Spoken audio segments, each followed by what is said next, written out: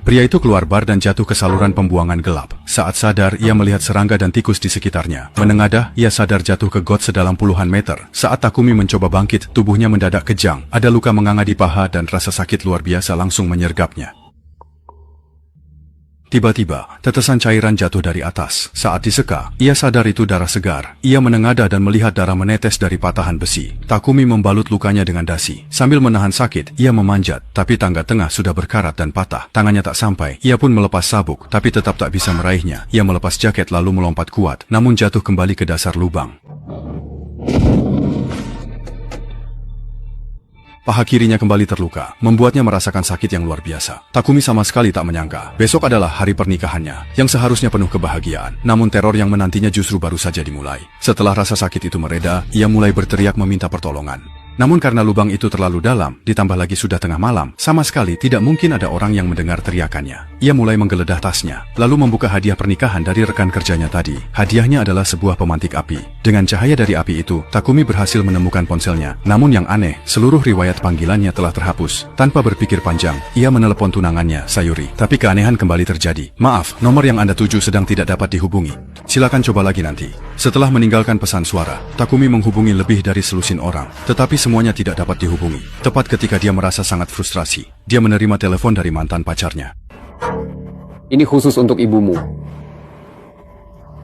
Awalnya, mantannya mengira Takumi bercanda, sampai Takumi mengancam akan menikahinya lagi jika tak ditolong. Ketakutan, dia segera memacu mobil ke sana saat hujan turun. Namun dia tak menemukan lokasi dan menyarankan lapor polisi. Takumi pasrah, lalu sadar GPS-nya rusak. Dia pun menelepon polisi, tapi petugas malah menanyakan hal tak relevan. Para petugas kepolisian yang sedang bertugas di lapangan. Dia bilang akan sampai di lokasi Takumi dalam 10 menit, tetapi dia menunggu setengah jam penuh tanpa melihat satupun petugas polisi. Jadi dia menelepon mantan pacarnya lagi, hanya untuk mengetahui darinya bahwa di lokasi yang dia sebutkan tidak hujan. Takumi segera Menyalakan kamera untuk merekam, lalu melemparkan ponselnya keluar sumur dengan keras, berharap bisa mengetahui di mana sebenarnya dia berada. Namun karena lemparannya tidak cukup tinggi, tidak ada yang terlihat. Jadi pada percobaan kedua, ia melempar lebih kuat, tapi malah terjadi musibah. Ponselnya justru tersangkut di atas tangga. Belum sempat menyesal, ia sudah mencium bau busuk. Ternyata pipa gas di sampingnya bocor, dan terus mengeluarkan suara mendesis. Ia segera mengeluarkan lakban dari tas kerjanya, menahan rasa sakit untuk menutup lubang bocor itu, lalu menggunakan tas kerjanya untuk menjatuhkan ponsel. Meski merekam gambar luar, ia tak tahu lokasinya. Tak lama, polisi menelepon. Mereka sudah mencari di Shibuya, tapi tak ada sumur terbuka. Namun, Takumi bersikeras di Shibuya. Polisi curiga ia mabuk. Takumi pun marah besar.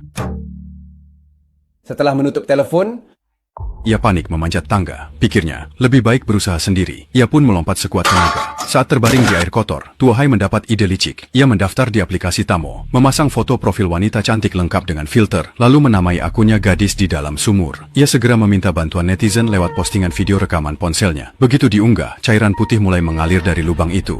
Tuohai mengecek cairan itu, ternyata itu pembusukan bangkai hewan. Jika lukanya terinfeksi, ia bisa mati di sana. Mantan pacarnya menelepon lagi, minta foto lukanya. Setelah melihatnya, si perawat memperingatkan agar luka itu dijahit supaya tidak meradang. Namun, ia terpaksa menjahitnya pakai stapler.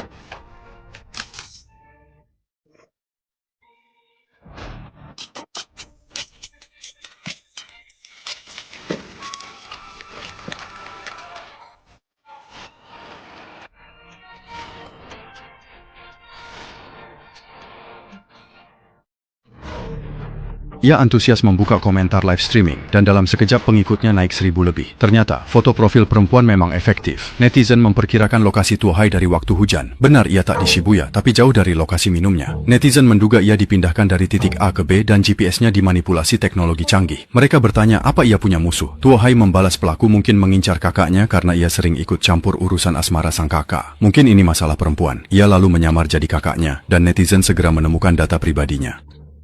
Xiaoguan, pria termuda dalam sejarah, punya setidaknya 50 mantan pacar. 5 tahun lalu ia memacari Xiao Baihe, putri bosnya, dan kini dikabarkan dekat dengan rekan sedepartemen. Netizen menduga ada mantan yang ingin balas dendam dan merusak pernikahannya besok. Saat cek video semalam, Tuohai melihat sosok berhoodie lalu mengunggahnya ke forum. Ia juga merekam suara kereta yang melintas dan mengunggahnya. Netizen berhasil melacak lokasi Tuohai lewat suara penutup got, dan ada streamer terdekat yang akan tiba dalam 5 menit untuk siaran langsung. Ya. Namun ketika dia melihat ke bawah, buih putih yang menakutkan itu telah mencapai dadanya dan akan segera menelannya. Orang yang menyelamatkannya telah tiba di dekat sumur itu. Baiklah.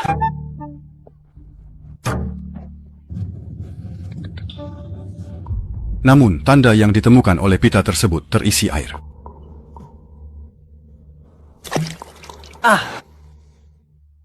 Halo, Takumi. Di saat-saat antara hidup dan mati, sepenuhnya diselimuti busa, Takumi mendapat ide berani. Dia merobek selotip pada pipa gas dan mengeluarkan korek api.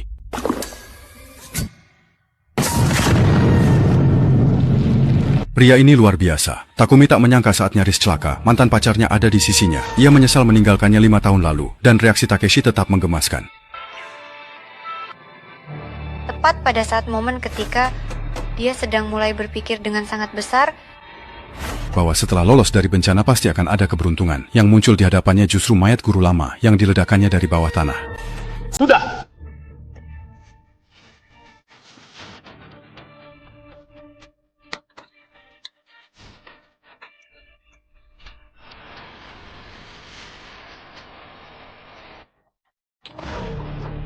Ketika mantan pacarnya mengajukan diri secara sukarela untuk membantunya melapor ke polisi, Takumi malah dengan sangat tak terduga menahan serta menghentikan langkahnya.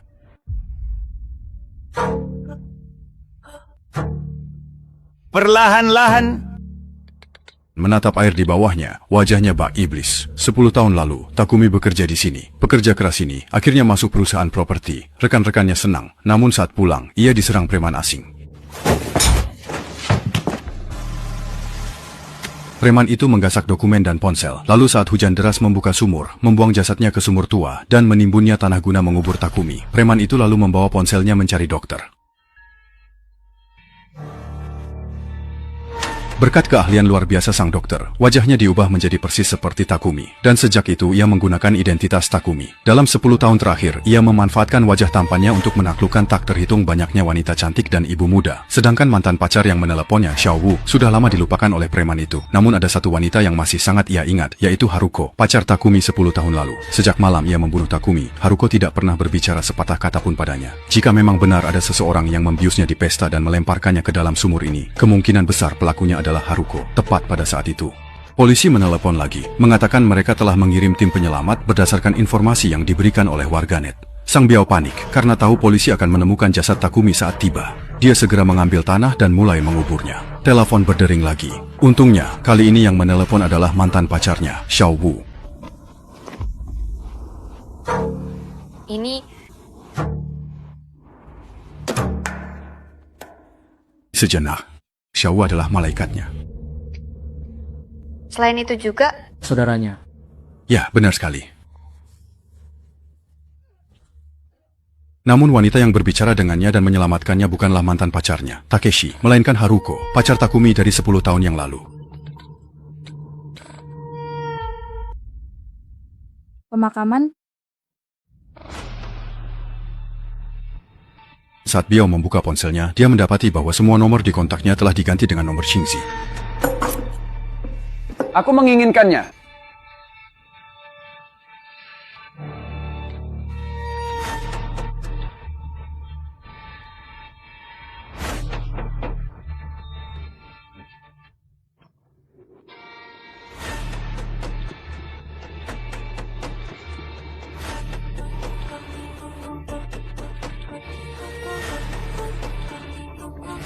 Sayang,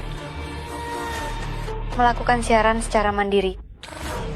rekaman ini memberitahu Sang Biao bahwa saat kamu tahu lokasi tepatnya, itu membuktikan kamulah pembunuh Takumi. Kembalikan barang yang dicuri kepada pemiliknya. Dengan sengaja mempermainkan Sang Biao yang terluka, seperti kucing bermain dengan tikus. Sakit sekali.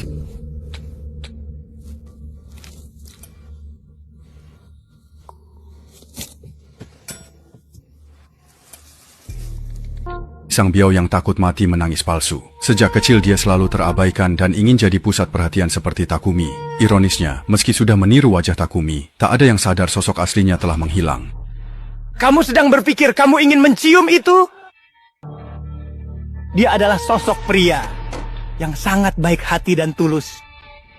Rio Haruko menjatuhkan pisaunya, membiarkannya hidup karena punya bukti dan tak takut dia kabur. Tiba-tiba, San Biao menyerbu dari belakang.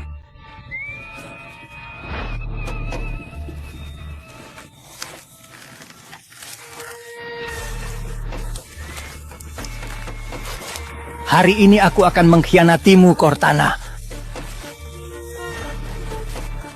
Ah.